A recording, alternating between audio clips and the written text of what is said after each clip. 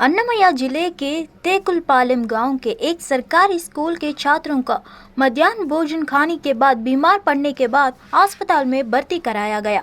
छात्रों को आरोप है कि उनकी बीमारी का कारण चावल पकाने के दौरान भोजन में छिपकली का गिरना है। घटना की जानकारी मिलने पर अधिकारियों ने प्रभावित बच्चों को अस्पताल में भर्ती कराया। अस्पताल पहुंचने पर राजस्व प्रभाग अधिकारी मुरली ने आश्वस्त किया कि स्थिति में गंभीर नहीं है। छात्रों में उल्टी की कोई रिपोर्ट नहीं है। उन्होंने पुष्टि की कि सभी बच्चे ठीक हो रहे हैं और पूरी तरह स्वस्थ होने के बाद उन्हें उनके घरों को छुट्टी दे दी जाएगी। स्कूल के हेडमास्टर ने दावा किया कि खाना पकाने के लिए इस्तेमाल किया गए बर्तनों में छिपकली का कोई सबूत नहीं मिला।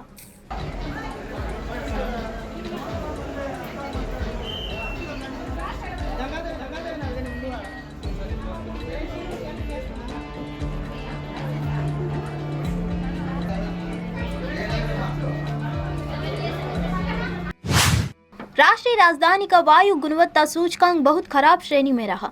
धुंध की एक परत ने राष्ट्रीय राजधानी को ढक लिया, जिससे लोगों के लिए सांस लेना मुश्किल हो गया। System of air quality and weather forecasting and research India के अनुसार राष्ट्रीय राजधानी का समग्र AQI 373 दर्ज किया गया है। कई निवासियों और यात्रियों ने सांस लेने में तकलीफ की शिकायत की और सरकार से वायु प्रदूषण पर अंकुश लगाने का आग्रह किया।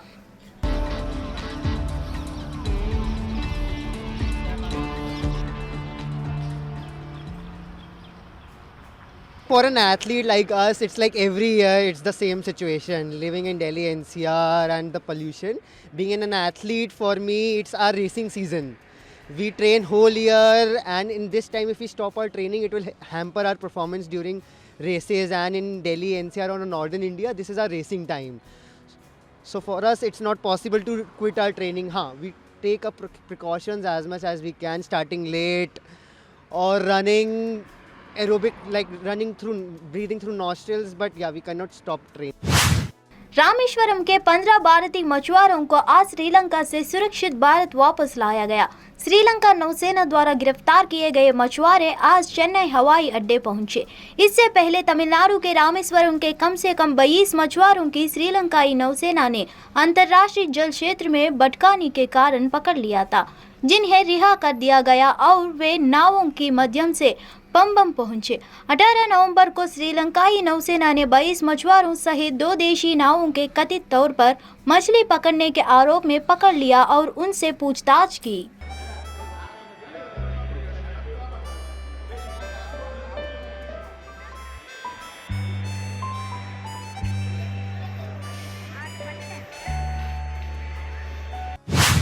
उत्तर प्रदेश के मुख्यमंत्री योगी आदित्यनाथ ने लखनऊ स्थित अपने सरकारी आवास पर भारत में बेल्जियम के राजदूत DDR वेंडर हसेल्ट ने शिष्टाचार भेंट की। इसकी जानकारी देते हुए सीएम योगी ने सोशल मीडिया प्लेटफॉर्म X पर लिखा है कि उनकी राजदूत DDR वेंडर हसेल्ट से चर्चा बेल्जियम और उत्तर प्रदेश के बीच संबंधों को गहरा करने, सहयोग के रास्ते तलाशने और आपसी विकास की अपार संभावनाओं पर केंद्रित थी।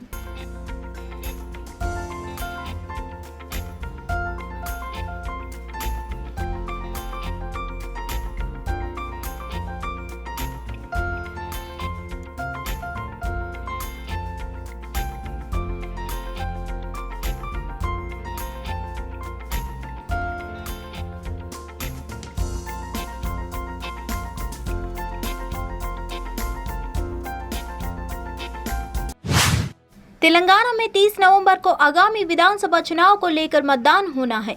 पूरे राज्य में चुनाव प्रचार जोर शोर से चल रहा है। इसी बीच पुलिस ने एक कार से 2 करोड़ को कैश बरामद किया है। हयातनगर पुलिस और अब्दुल्लापुर में पुलिस ने एक संयुक्त अभियान में तेलंगाना के रंगारेड्डी में 2 करोड़ की बेहिसाब नकदी जब्त की है और इसी के साथ 5 लोगों के गिरफ्तार भी किया गया है। चुनाव से पहले जनता को लुभाने के लिए कैश का इस्तेमाल किया जाता है। ये गुप्त विश्वसनीय सूचना मिलने के बाद पुलिस ने रंगारेड्डी के पेदा अंबरपेट में 2 कारों को रोका और उसमें से 2 करोड़ रुपए नकद मिले। मिली रकम को तुरंत ही मौके से जब्त कर लिया गया है।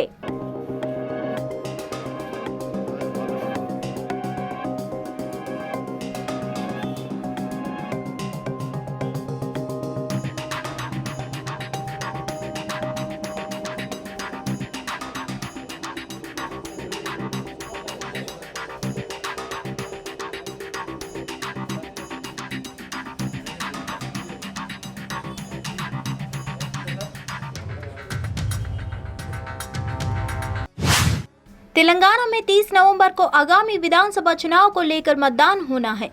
पूरे राज्य में चुनाव प्रचार जोर शोर से चल रहा है। इसी बीच पुलिस ने एक कार से 2 करोड़ को कैश बरामद किया है। हयातनगर पुलिस और अब्दुल्लापुर में पुलिस ने एक संयुक्त अभियान में तेलंगाना के रंगारेड्डी में 2 करोड़ की बेहिसाब नकदी जब्त की है और इसी के साथ 5 लोगों के गिरफ्तार भी किया गया है। चुनाव से पहले जनता को लुभाने के लिए कैश का इस्तेमाल किया जाता है। ये गुप्त विश्वसनीय सूचना मिलने के बाद पुलिस ने रंगारेड्डी के पेद्दा अंबरपेट में 2 कारों को रोका और उसमें से 2 करोड़ रुपए नकल मिले। मिली रकम को तुरंत ही मौके से जब्त कर लिया गया है।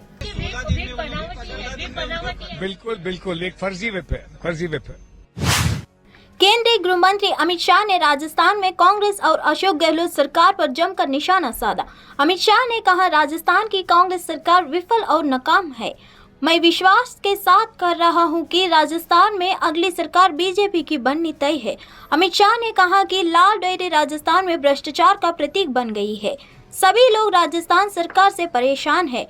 पेपर लीक माफिया यहां सक्रिय है। कांग्रेस के 5 साल के कार्यकाल में गबन के कई सारे मामले सामने आ चुके हैं। गहलोत की खुद की गारंटी नहीं है, वह दूसरों की क्या गारंटी देंगे। अशोक गहलोत का एक ही एजेंडा है और वो है वैभव गहलोत को सीएम बनाना। केंद्र में आपकी सरकार थी 10 साल तक, 2004 से 14। तब आपने राजस्थान के लिए क्या किया, उसका जवाब कांग्रेस पार्टी नहीं देती है। मैं आज इस प्रेस वार्ता के माध्यम से राजस्थान की जनता को बताना चाहता हूं कि ग्रांट इन एड और डिवैल्यूएशन फंड का अगर टोटल करें तो 2004 से 14 तक 2 लाख करोड़ रुपया कांग्रेस सरकार ने राजस्थान को दिया था। मतलब 10 साल में 2 लाख करोड़ रुपया। और भारतीय जनता पार्टी की सरकार ने ये 2 लाख करोड़ के सामने 9 साल में 8,70,000 करोड़ रुपया राजस्थान को देने का काम किया है, लगभग 4.5 गुना। राजस्थान सरकार ने 5 साल में सबसे खराब स्थिति अगर किसकी रही है तो महिलाओं की रही है, दलितों की रही है। महिलाओं और दलितों पर अत्याचार के ढेर सारे मामले राजस्थान में अब देखने को मिलते हैं और गहलोत सरकार। डॉक्टर रमन सिंह छत्तीसगढ़ के मुख्यमंत्री भूपेश बघेल राजस्थान में चुनावी सभा और रोड शो के लिए रवाना होने से पहले एयरपोर्ट पर पत्रकारों से चर्चा की। इस दौरान उन्होंने केंद्रीय गृह मंत्री अमित शाह पर निशाना साधा। उन्होंने कहा, अमित शाह के बेटे में कौन सी योग्यता है जिसे उन्होंने बीसीसीआई सचिव बनाकर रखा है। दूसरों के बेटे के बारे में क्यों बोलते हैं, अपने बेटे के बारे में बताओ कि उसमें कौन सी योग्यता है। पूर्व सीएम डॉक्टर रमन सिंह ने अधिक सीट लाने के दावे पर मुख्यमंत्री भूपेश ने तंज कसा है। उन्होंने कहा कि जब उनकी लोकप्रियता चरम पर थी तब उन्होंने 52 से 55 सीट के ऊपर नहीं पहुंचे, तो फिर अब कहां से ला पाएंगे। सीएम ने कहा कि रमन सिंह अपने कार्यकर्ताओं को ढंढस बधाए रखने के लिए कह रहे हैं, ऐसा 3 दिसंबर तक कहते रहेंगे। ठीक भी कर रहे हैं, इसके अलावा उसके पास है क्या। जब रिजल्ट आएगा तो सबको पता चल जाएगा कि वो 15 सीट से आगे बढ़ रहे हैं कि नहीं बढ़ रहे हैं। देश भर में कार्तिक एकादशी त्योहार का लेकर पूजा अर्चना की जा रही है। कार्तिक एकादशी त्योहार को लेकर महाराष्ट्र के डिप्टी सीएम देवेंद्र फडणवीस अपनी पत्नी अमृता फडणवीस के साथ पंढरपुर के श्री विट्ठल रुक्मिणी मंदिर पहुंचे, जहां पर डिप्टी सीएम फडणवीस अपनी पत्नी के साथ पूजा अर्चना की। देवेंद्र फडणवीस ने मीडिया से बातचीत करते हुए कहा कि सभी समुदायों के एक दूसरे का सम्मान करने की जरूरत है और सभी को एक साथ प्रगति करनी चाहिए। मराठा आरक्षण के मुद्दे पर फडणवीस ने संवाददाताओं से कहा कि सरकार अपने वादों को पूरा करने के लिए सक्रिय रूप से काम कर रही है। उन्होंने यह भी कहा कि हर समुदाय के अपने मुद्दे हैं जिनका समाधान जरूरी है। अन्य समुदायों के खिलाफ घृणास्पद भाषा का उपयोग किए बिना इन चिंताओं को दूर करना महत्वपूर्ण है। श्री रुक्मिणी पांडुरंग देवतायाः पूजन आद्यं कर्म अहं करिष्ये। निर्विघ्नता सिद्ध्यर्थं महागणपति पंचोपचार पूजनम्।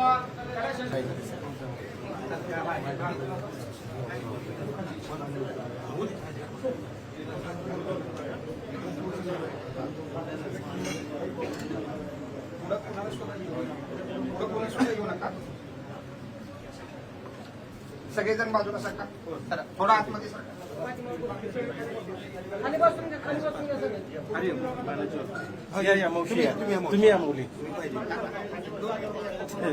नरपुरीचा नीळा लावण्याचा पुतळा विठो देखियला डोळा बाये.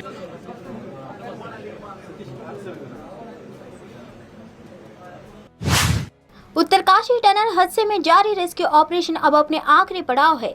देश विदेश से आई मशीनों के जरिए अब बचाव दल 41 मजदूरों को निकालने के बहुत करीब पहुंच गया है। उत्तरकाशी सुरंग हादसे में फंसे 41 मजदूरों को निकालने के लिए जारी रेस्क्यू ऑपरेशन अब अपने आखिरी पड़ाव है। उम्मीद की जा रही है कि आज सभी मजदूर सही सलामत बाहर आ जाएंगे।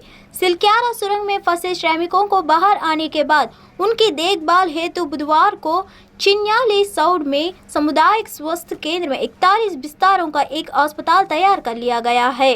बाहर निकालने के बाद तुरंत ही सभी मजदूरों को सीधे चिन्याली सौड़ ले जाएंगे, जिसकी तैयारी की जा रही है। एनडीआरएफ ने भी बचाव की बेफिक्र शुरू कर दी है। टनल में फंसे 41 मजदूरों को एनडीआरएफ का जवान ही टनल से बाहर निकालेंगे।